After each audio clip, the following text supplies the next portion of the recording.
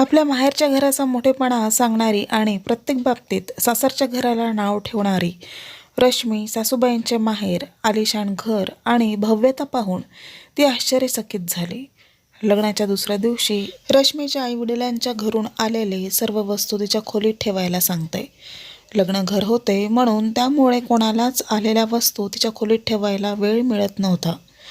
तिच्या आईवडिलांच्या घरून आलेल्या वस्तूंवर रश्मीचे लक्ष होते. त्यामुळे तिच्या आईवडिलांच्या घरातून आलेला AC, TV, फ्रीज आणि सोफा जेणेकरून ती लवकरात लवकर तिच्या खोलीत सेट करावा असे तिला वाटत होते. सकाळी जेव्हा रश्मी आंघोळीसाठी बाथरूममध्ये जाते तेव्हा तिने तिच्या सासूला आवाज दिला आणि म्हणाली, आई हे कसले बाथरूम आहे? या बाथरूममध्ये गिझरही नाही. मला गरम पाण्याने आंघोळ करायची सवय आहे. मी थंड पाण्याने आंघोळ कशी करणार? त्यानंतर ती स्वतःची बडबड करत म्हणते की मी कसल्या घरात आले देवा, या घरात बाथरूममध्ये गिझरही नाही, कुठलीच इलेक्ट्रॉनिक सामानही व्यवस्थित नाही. सरलाबाई म्हणाल्या, रश्मी तू 5 मिनिटे थांब, मी आता तुझ्यासाठी गॅसवर पाणी गरम करते, मग तू गरम पाण्याने आरामशीर आंघोळ करू शकते. आता मला आंघोळ करायला सुद्धा थांबावे लागेल का? माझ्या घरात असे नाही. प्रत्येक बाथरूममध्ये गिझर लावले आहेत. प्रत्येक नळाला गरम पाणी येते. तुम्ही लोक या घरात कसे राहता? सरलाजींनी पटकन पातेल्यातील गरम पाणी आपल्या सुनेला दिले. आंघोळ करून रश्मी तिच्या खोलीत गेली आणि नवऱ्याला म्हणू लागली की तुमच्या घरात कशाची काही व्यवस्था नाही. असे साधं पाणी मी कधीच पित नाही. मी नेहमी आरोचे फिल्टर पाणी पिते. तू असे कर, माझ्यासाठी मिनरल पाण्याच्या बाटल्या आणत जा. मी तुमच्या घरातील नळाचे पाणी पिणार नाही, त्याने माझा घसा दुखत आहे. राहुल म्हणाला की काही हरकत नाही. जर तुला साधं पाणी प्यायची सवय नसेल तर मी तुझ्यासाठी पाण्याच्या बाटल्या विकत आणतो. तू बाटल्यांचे पाणी पित राहा, आता ठीक आहे? पण जेव्हा मी कायम तुझ्यासोबत राहील, कारण आता मी तुझ्याशी लग्न केले आहे, मग किती दिवस तू माझ्यासाठी बाटल्या विकत आणणार? मी पुन्हा या घरी येण्याआधी तू ॲक्वागार्ड बसून घे आणि बाथरूममध्ये गिझर पण लाव. तुझ्या आईप्रमाणे गरम पाणी करून आंघोळ करणार नाही. 2-3 दिवसांनी सगळे पाहुणे निघून गेले. सगळे सामान हळूहळू सेट होऊ लागले होते. कोणते सामान कुठे ठेवायचे, कुठे लावायचे रश्मीने सांगितले. रश्मीच्या मामाने एक मोठा TV दिला होता जो हॉलमध्ये लावला जाईल आणि हॉलमधला जुना TV सुनेच्या खोलीत लावता येईल असं सरलाजींना वाटलं.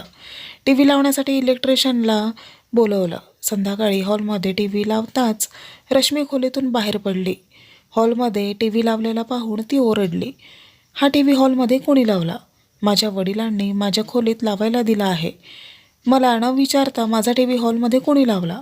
रश्मीचे सासरे डायनिंग टेबलवर बसलेले आणि सरलाजी सोफ्यावर बसलेल्या होत्या. त्यांच्या सुनेचे हे बोलणे ऐकून ते थक्क झाले आणि त्यांनी विचारले की यात एवढा राग येण्यासारखं काय आहे? सरलाजी म्हणतात, रश्मी मला वाटले हा मोठा TV आहे तर हा इथे चांगला दिसेल. यावर रश्मी म्हणाली, तुम्हा लोकांना छोट्या TVवर बघायची सवय असेल, मला नाही. माझ्या माहेरच्या घरी खूप मोठा LCD TV आहे. म्हणूनच माझ्या वडिलांनी मला इतका मोठा LCD TV दिला आहे आणि मी तो माझ्या खोलीत बसून घेणार आहे. तो काढून टाका आणि माझ्या खोलीत लावा आणि जुना TV पुन्हा हॉलमध्ये लावा. मी माझ्या खोलीत अजून भंगार TV लावू देणार नाही. आपल्या सुनेचे बोलणे ऐकून सरलाजींना खूप वाईट वाटलं. त्यांच्या डोळ्यात आसू उतरले. शेजारी असलेले पती अशोकजी म्हणतात, मला ते आपल्या जुनी TVची सवय आहे. अनेक वर्षापासून त्यावर माझे बातम्या ऐकत आलो आहो. मला ती आवडते. हो, सुनबाई बरोबर बोलत आहे. आम्ही आतासुद्धा TV काढतो आणि तुझ्या खोलीत बसवून देतो. पटकन करा. आणि रश्मी पाय आपटत खोलीत निघून जाते. त्यांनी पाहिले की रश्मी नेहमी तिच्या माहेरचा मोठेपणा सांगत असायची की माझ्या आईवडिलांच्या घरात हे आहे, माझ्या आईवडिलांच्या घरात ते आहे, तिच्या वडिलांनी हे दिले ते दिले. सरलाजी पतीला म्हणतात, आपल्या घरात काही कमी नाही. तुम्हीही काम करता आणि आपला मुलगाही काम करतो. अजूनही तुम्हाला पेन्शन मिळते. आपलं घर चांगलं चाललं आहे. आपल्याकडे कशाचीही कमतरता नाही. आपल्या घरात कशाची उणीव आहे असं मला कधीच वाटलं नाही. पण जेव्हापासून सुनबाई आली आहे तेव्हापासून ती आपल्या घरातील काही ना काही उणीव काढतच असते. तिला असं वाटतं की आपल्या घरात काहीच नाही, जसं काही तिच्या आईच्या घरातून सगळं आलं आहे. तिला तिच्या माहेरच्या घराचा खूप अभिमान आहे. अशोकजी आपल्या पत्नीला समजावतात आणि म्हणतात, काही हरकत नाही, ती आत्ताच घरात नवीन आली आहे. ती हळूहळू घरचे वातावरण आणि आपल्या सगळ्यांना समजून घेईल. तिला आपल्या घरच्या वातावरणाशी जुळवून घेण्यासाठी थोडा वेळ लागेल, असं त्यांचे स्पष्टीकरण होते. नंतर सरलाजींना समजते, पण रश्मी तिच्या कृत्यांपासून परावृत्त होत नाही. तिला जेव्हा संधी मिळते तेव्हा ती स्वतःच्या माहेरचा मोठेपणा सांगत असते आणि आईच्या घरून लग्नातल्या सर्व वस्तू सांगत होती. एकदा सरलाजी त्यांच्या मुलाच्या लग्नात आलेल्या मिक्सरमध्ये वाटण करत होत्या.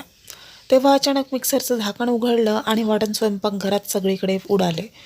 रश्मी ओरडत आली आणि म्हणाली, तुम्हाला कोणी सांगितलं हे मिक्सर चालू करायला? तो माझ्या आईच्या घरून आलेला वाटण बनवण्यासाठी. तुम्ही तुमचा जुना मिक्सर वापरायचा ना? हा आधुनिक मिक्सर आहे, त्यात वाटण कसे बनवायचे हे तुम्हाला कळणार नाही. सरलाजी म्हणतात, हो बेटा, तुझं म्हणणं बरोबर आहे. हे आपल्या जुन्या मिक्सरपेक्षा पूर्णपणे वेगळं आहे. यामध्ये कोणते बटन कुठे लागते ते कळत नाही. यावर रश्मी म्हणते, होय, माझे वडिलांनी मला पूर्ण ब्रँडेड वस्तू दिल्या आहेत. लोकल असे काहीच दिले नाही. माझे वडील नेहमी ब्रँडेड वस्तू विकत घेतात. त्यांच्या सुनेचे बोलणे ऐकून सरलाजी पुन्हा उदास झाल्या. आज पुन्हा सुनेने आईच्या घरचा मोठेपणा दाखवला होता. एके दिवशी सरलाजींनी हिंमत एकवटून सुनेला विचारले, सुनबाई, तुझ्या माहेरच्या घरात जे काही आहे ते तुझ्या आईच्या घरचे आहे, पण आता हे तुझे सासर आहे. सासरचे घर तुझेच आहे. बहुतेक वेळा सुमित त्याच्या ऑफिसच्या कामात व्यस्त असायचा. घरी सरलाजी आणि अशोकजी त्यांच्या सुनेसोबत असायचे. एके दिवशी सुनेला तिच्या आईच्या घरी जावं लागलं. सरलाजींनी आपल्या सुनेसाठी 2 साड्या आणल्या आणि त्या तिला देताना त्या म्हणाल्या, सुनबाई, तुझ्या आईवडिलांच्या घरी जात आहेस, मी तुझ्यासाठी 2 नवीन साड्या आणल्या आहेत. तू या साड्या आईवडिलांच्या घरी रोजच्या रुटीनमध्ये घालू शकतेस. तुझ्या अंगावर खूप चांगल्या दिसतील. मी तुझ्यासाठीच विकत घेतले आहे. प्रत्येकी 2,000 रुपये किमतीच्या 2 साड्या आहेत. काय आई, माझ्यासाठी 2,000 रुपये किमतीच्या 2 साड्या आणल्या आहेत? मी 5,000 रुपये किमतीच्या साड्या नेसते. माझे वडील दिवाळीला आमच्या मोलकरणीला 1,000 रुपये किमतीच्या साड्या देतात.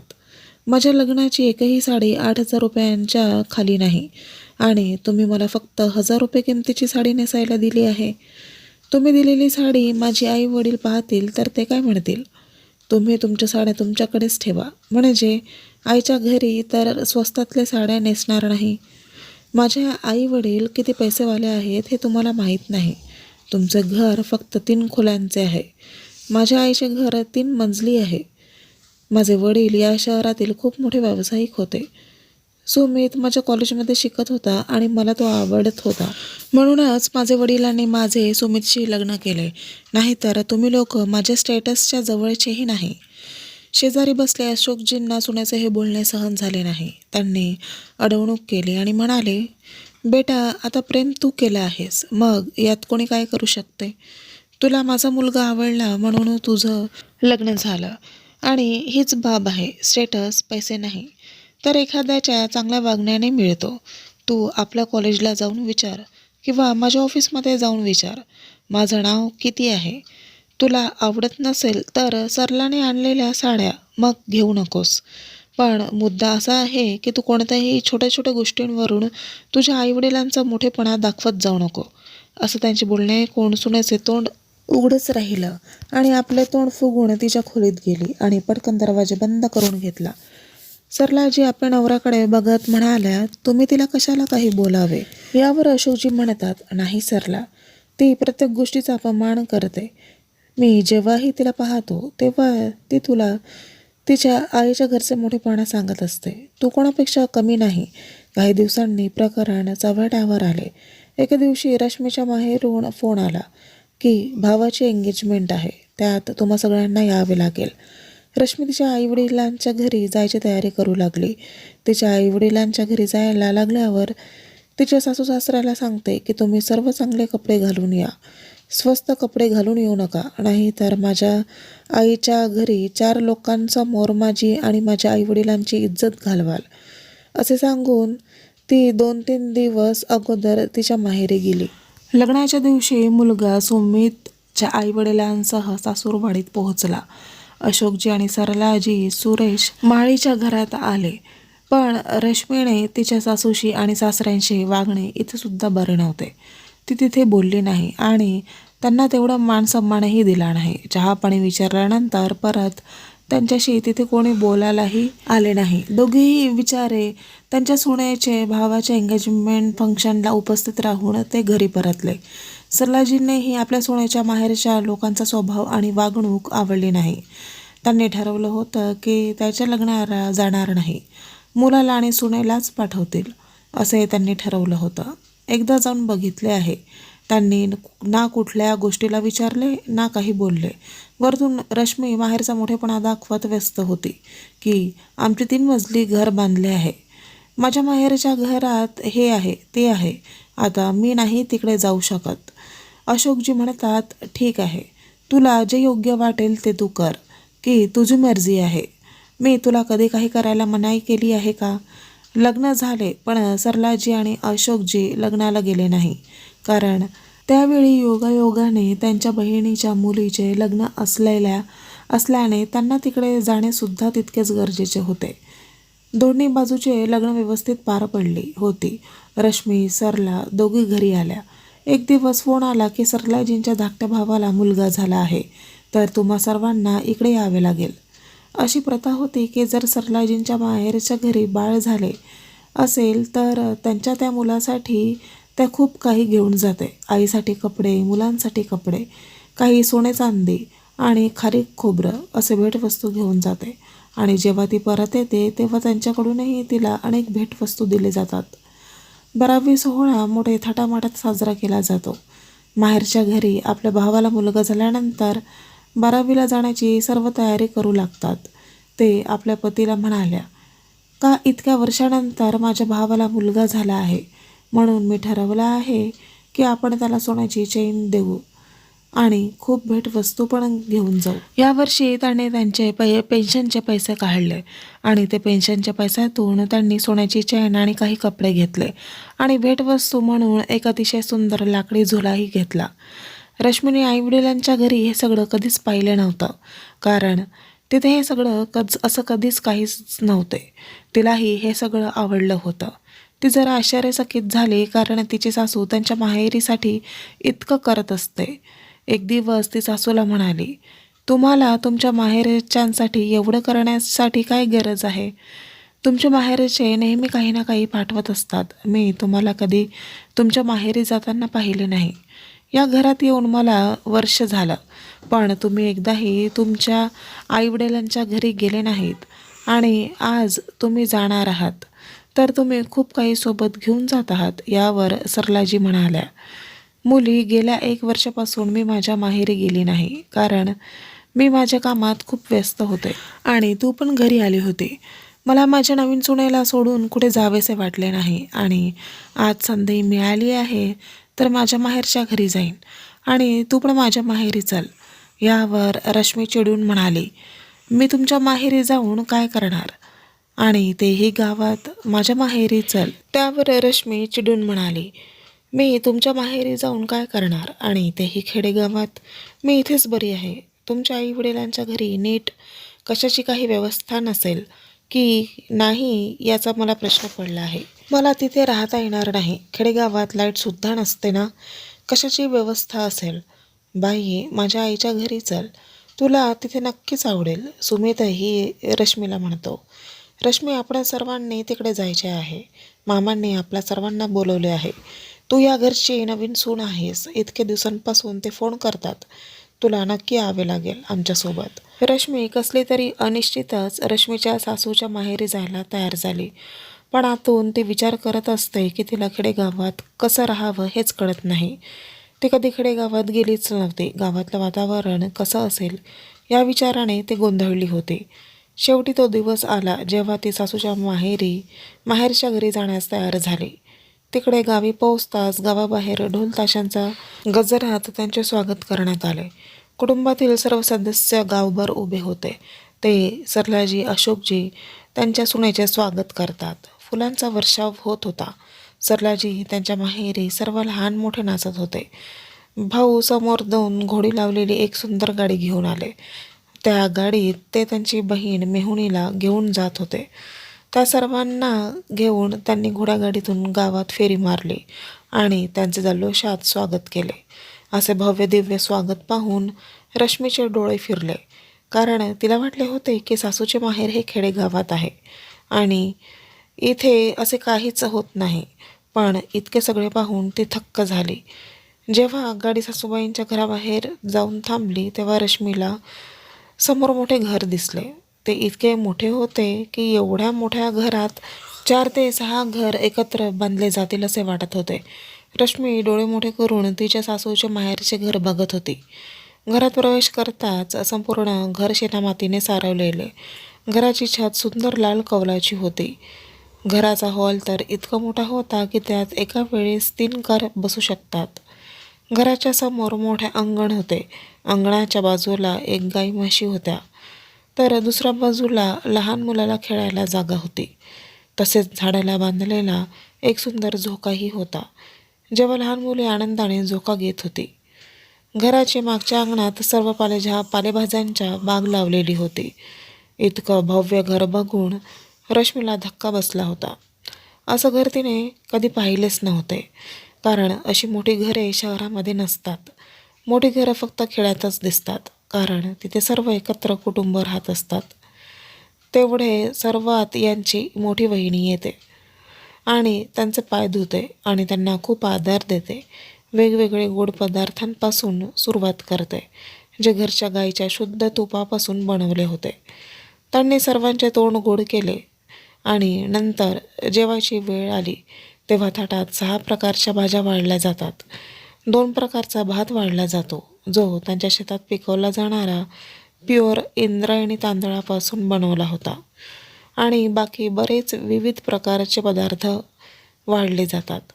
रात्री जेवल्यावर सगळी गप्पा मारायला घरच्या अंगणात बसतात. पण रश्मी विचार करत होती की ती तिच्या सासूला हे कधी म्हणणार की आई, तुमच्या माहेरचे घर खूप चांगले आहे, पण तुम्ही मला कधी सांगितलं नाही. शेवटी तिला संधी मिळाली आणि ती सासूच्या जवळ गेली. त्यांच्या शेजारी बसून विचारले, तुमचे माहेरचे घर इतके मोठे आहे, तुम्ही मला कधी सांगितले नाही. मुली, माझा भाऊ खूप मोठा जमीनदार आहे. या गावातील सर्वाधिक शेती माझा भाऊ करतो. त्यासोबतच तो या गावातील सरपंच देखील आहे. आणि जेव्हा सकाळी तू आमच्या शेतावर जाशील तेव्हा तेथील फार्म हाऊस पाहून तुला खूप आनंद होईल. आई, मामांच्या इथे फार्म हाऊससुद्धा आहे का? हो मुली, म्हणजे धाकट्या भावाने जवळपासच्या शेतावर एक फार्म हाऊस बांधले आहे. त्याच्या मागे जवळच एक विहीरसुद्धा आहे. त्यातच आम्ही लहानपणी पोहायचो सुद्धा. तिथे शेतीसुद्धा केली जाते. खरं तर घरातले सगळे भाज्या तेथूनच येतात. बाहेरून भाजी कधीच विकत घ्यावी लागत नाही. इथे प्रत्येक दिवशी 2 ताजी भाजी खातात. सासूचे आई वडील इतके श्रीमंत आहे, गावात राहून सुद्धा मामाकडे 3 कार होत्या.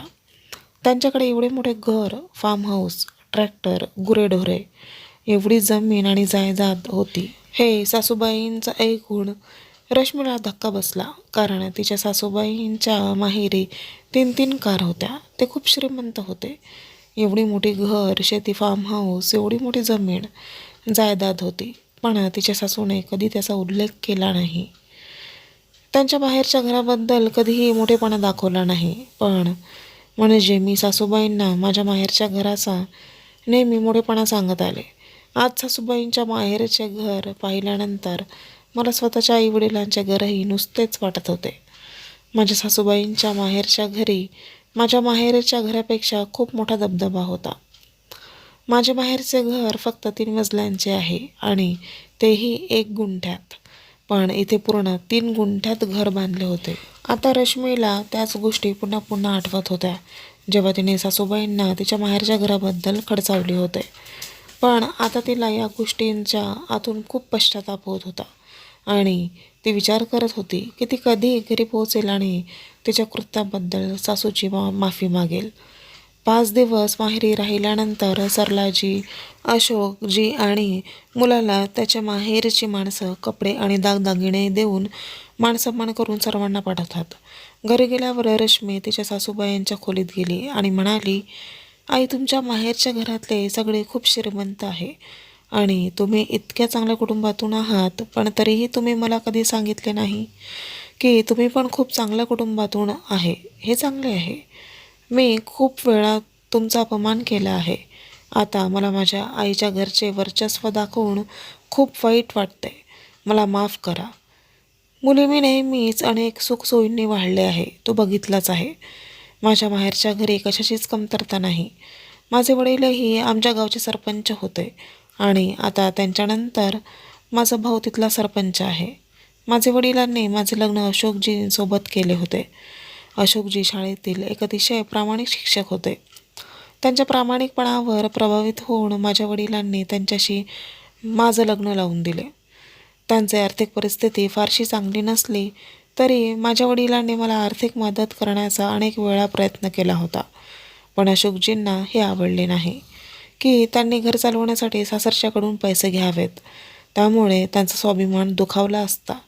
घर चालवण्यासाठी मी माझ्या माहेरच्या घरातून पैसे घेतले असते तर त्यामुळे त्यांचा स्वाभिमान दुखावला असता. घर चालवण्यासाठी मी माझ्या माहेरची मदत घेणे योग्य नाही समजले.